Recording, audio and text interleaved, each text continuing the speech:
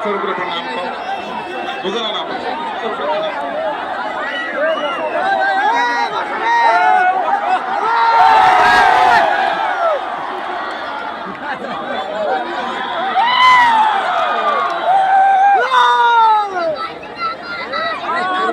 আপনারা ধৈর্য সহকারে বসেন,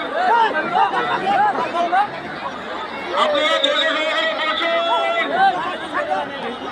ইতিমধ্যে উপস্থিত সম্মানীয় সভাপতি আমাদের সবারই নইল মনি